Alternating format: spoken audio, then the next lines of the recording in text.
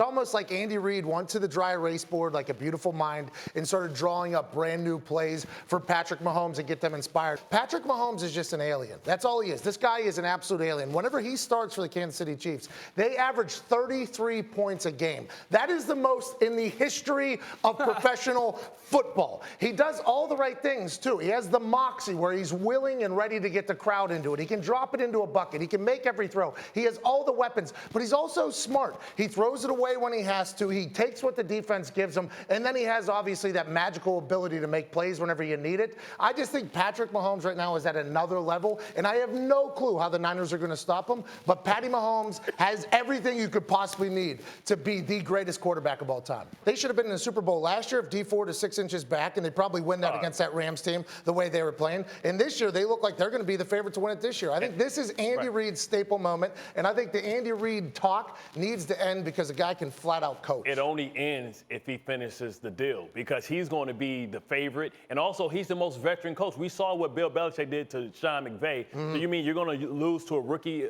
coach? You couldn't lose to Vrabel. So if you're going to win, this is the opportunity to win to change the narrative. If not, it's going to be the same old story. He's a guy that got you to the dance but could never, go home with the girl. A lot of people are going to talk about Aaron Rodgers' struggles and Green Bay Packers' struggles.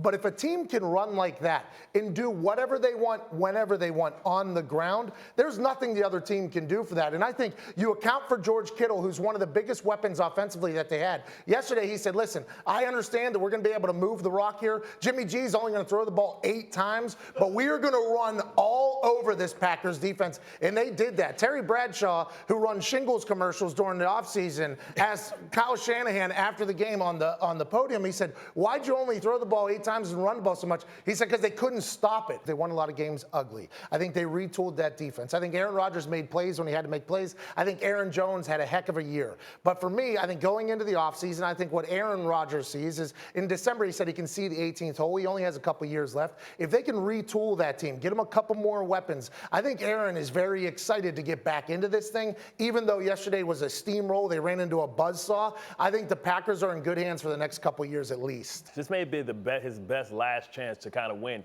because we know that next year San Francisco is going to come of age even more, and all these young guys are going to get more experience. You know that you have Seattle still there. They're going to get better.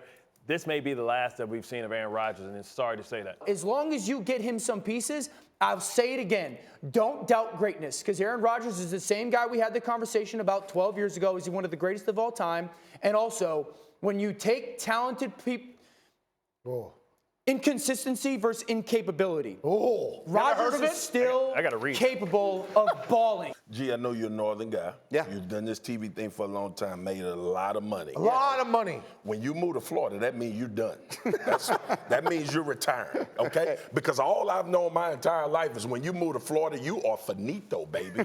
All right, that's number one. And then when you think about Phillip Rivers, like this is one, and I told you this is one of the most depressing things I've watched in my entire career in football.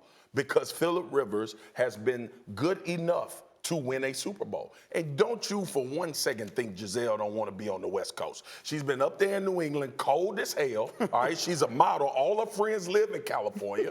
We all know that. Her and Tom Brady look like the state of California. If you had to take 2 people and said, this is the example of how California looks, it'll be Giselle and Tom Brady. That's where they need to go to L.A. so they can relax, enjoy. And look, Tom Brady wants to go have fun. Everybody talks about these Super Bowls. Yes, great. It's fun. He's been in New England. He's been the guy. It ain't fun in New England. Talk to any New England player. They ain't having fun. Winning. It's the Patriot way. It's the Patriot way. He want to go to L.A. to the beach. That's where Giselle want to be. Take her there, Tom. Take Giselle to the damn beach. Husband That's of what the y'all year. look like. LeBron James, as he should. You get an opportunity to see your son play, yes. You should go see every opportunity you can to see your son play, yes.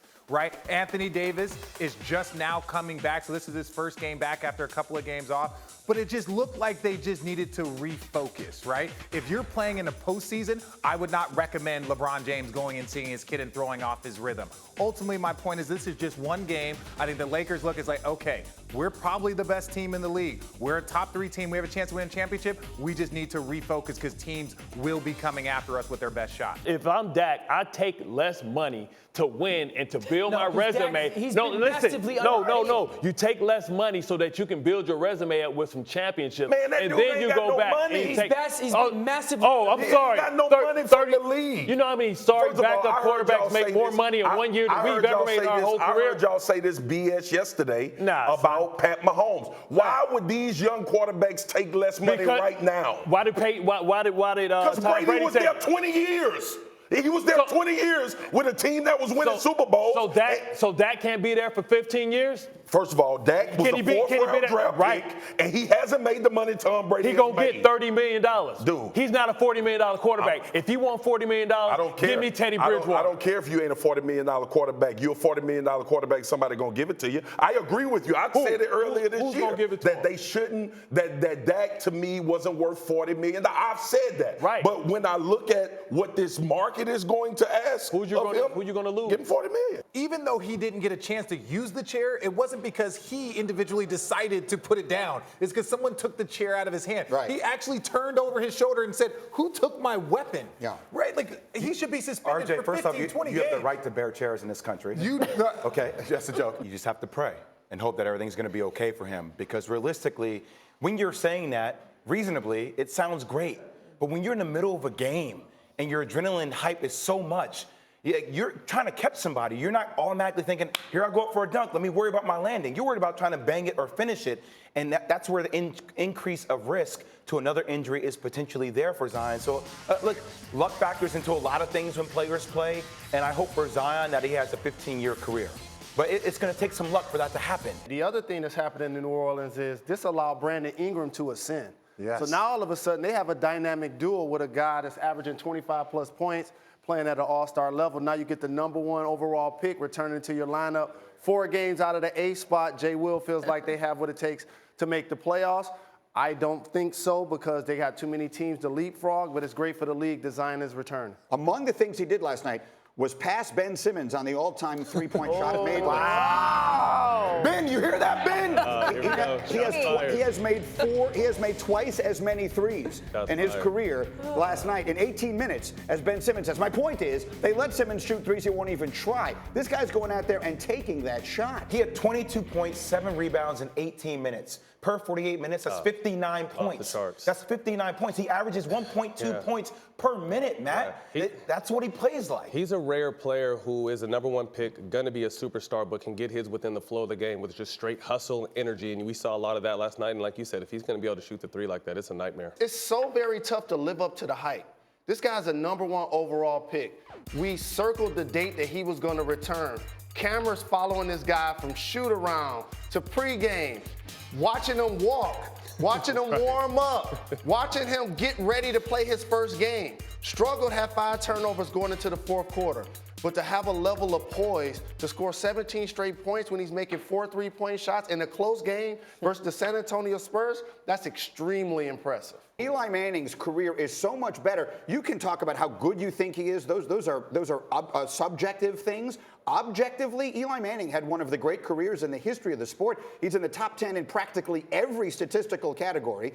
He, as D. Wood said, he never got hurt. And you're acting as though every quarterback who's in the Hall of Fame is Joe Montana. So if you compare his career to many of the quarterbacks who are in the Hall of Fame, it is vastly superior. He beat Tom Brady when Brady was 18-0. He beat Aaron Rodgers on the road when Rodgers was 15-1. Joe Burrow is going to be the number 1 pick in this upcoming draft. And Cincinnati will make it. And Cincinnati will make that number 1 pick, yes. Okay, that's so because I feel like there's going to be a lot of speculation between now and then. Well, let's stop it. Okay, so let's get Shefty on camera. Say that again because we missed that. Go ahead. You don't have to speculate on any trades. Okay, I don't care what anybody says. I know they're going to say, I'm telling you, they're holding on to the pick. And they're going to take Joe Burrow at number 1. A lot of the great players say we just don't sit back and appreciate their greatness. I think we're in an era where, showing love is not cool. So everyone has a negative thing to say about someone, but just to sit back and appreciate how amazing he is night in, night out. And it almost looks like he's on cruise control out there. So it's going to be a problem come playoff time. A lot of people are missing his best attribute, which is rebounding and starting to break.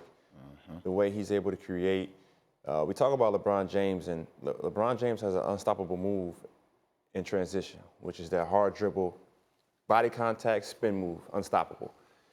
Zion has that physicality where he's going to be able to attack in transition. He's going to be able to hit multiple bodies and clear out multiple guys.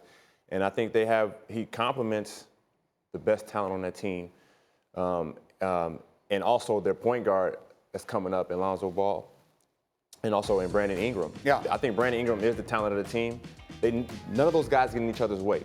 So Zion's only going to make them better, and they're only going to make Zion better. And he's a generational talent, and they're going to be good. I don't know how Jimmy Butler Thank you. is not on this list. Thank you. And I know he's qualified as a big, I guess, as a small forward, but he should be a guard.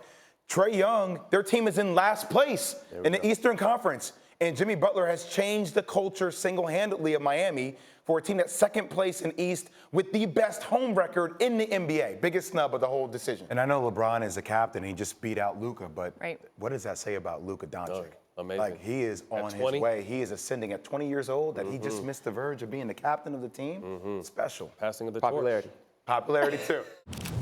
Thank you for watching ESPN on YouTube. For more sports and analysis, download the ESPN app. And for live streaming sports and premium content, subscribe to ESPN Plus right now.